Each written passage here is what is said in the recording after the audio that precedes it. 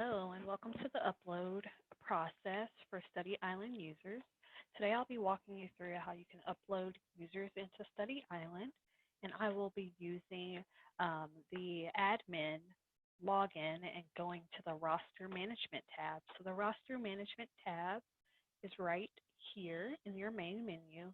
And again, you do have to be an admin in order to see this roster management tab. So you'll click on roster management, and then you're going to go to manage users.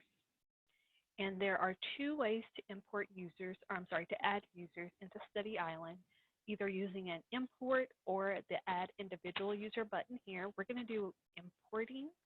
So you'll just click import a list of users. And you'll want to pay close attention to the before you start section. It just gives you some information that helps make your importing process seamless. So I'm going to let you read through that. And then you'll come to this select upload type area, and you'll choose the type of upload. So students and teachers do have to be a separate file, and we give you a sample file for each. You can toggle back and forth between those files by clicking that user type that you need, and then you can download the sample file if you need that sample. By clicking these user type tabs, you also get the database file requirements for each. So students need a first name, a last name, and grade in the file. The grade does need to follow these grading conventions. So you'll see for the numbers, we have single digits for the single digit grade levels. And then we have a K for kinder, college for upper level students, and then other for any other grade level.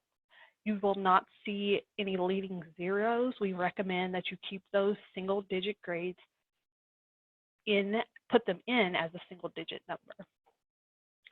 For teachers, you do not have a grade, you just have first name and last name, but you do have some optional database fields such as the teacher email. This allows your teachers to be able to get their logins for Study Island. So it's great to add the teacher email if you have that available during your upload. For students, our optional fields, we have a lot more. We have the username, the password, and the SIS primary key. That SIS primary key is the Student Information System number, which you'll need if you're doing an NWEA results connection to get those pathways for your students. So you'll want to make sure you have that. The other item I would like to call out here is the parent information, contact information fields, and you'll need that if you want to upload parent contact information, which allows your teachers to send notifications to parents and involve them with the progress of their student in Study Island. If you do not include that, teachers do have to manually type in the parent guardian information for each of their students. So I'm going to show you my file. Here is my roster, and you'll see I've included the required fields, last name, first name, and grade, and then I included optional fields like primary key and parent contact information. You can have up to 4 parent contacts in your file, but I only have 1. So once you have that information, go ahead and save your file, and mine is already saved, and then go back to Study Island.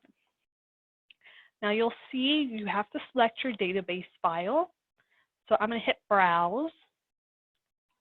I'll choose my file, which is here. I put it on my desktop for easy access.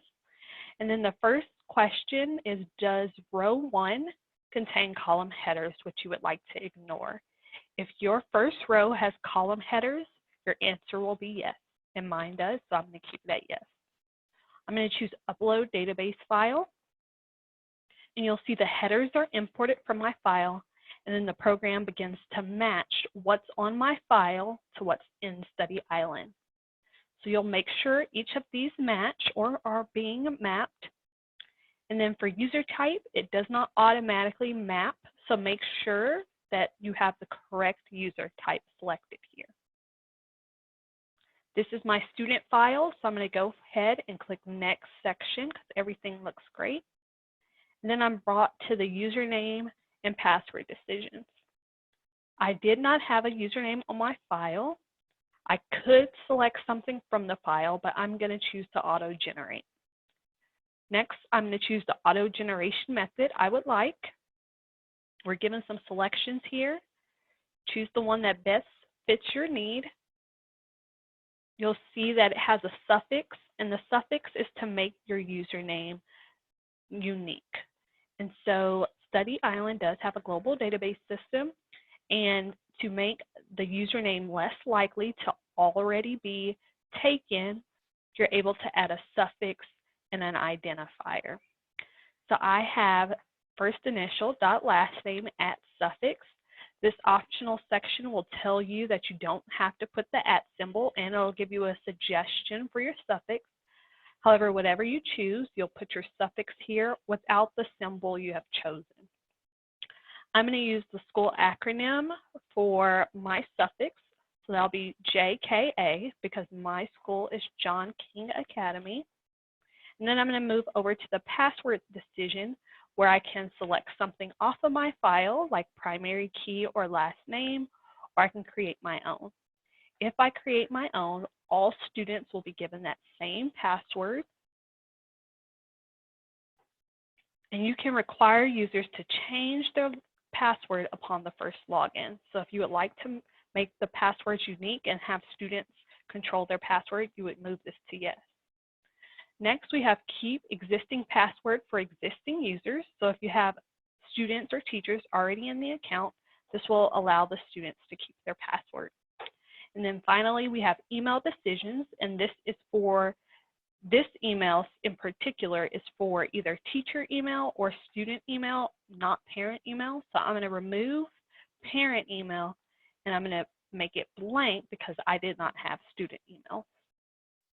I'll choose next section, and it'll then begin mapping my optional fields. I had SIS primary key, which is mapped. I did not have any other optional fields except for parent guardian contact information. You'll see my parent guardian information did not map, so I'm going to go ahead and fill that in by matching what's on my file to what's in Study Island. And again, you do get up to 4. Moving forward, it asks, do you want existing users who do not have matching SIS primary keys to be deactivated? So if you're uploading SIS primary keys and you know all of your students on your file have SIS primary keys and you want that to be the user account they use, then you would choose yes. If not, you would keep it at no and then choose next section. It's going to build a preview of your import file, and you'll see that I'm going to create 9 users. The account will create 9 users. I can look over and see I do not have any yellow highlights, which indicate a conflict with an existing user. I do have 1 user that will be updated, and that's based off of that SIS primary key. But if everything looks great on your tabs, you'll go ahead and choose Finalize Import. So once you finalize, you're given an imports results summary, which tells you what happened during your import. It should be the same thing that was shown on your preview. And then you'll choose All Finished. You're taken back to that first page of the import process. You can choose Back to Home. And then if you would like to see your users that were imported, you could select your grade level or one of the grade levels and just spot check to make sure that everyone was updated and created. And after that, you are done. That is the import process.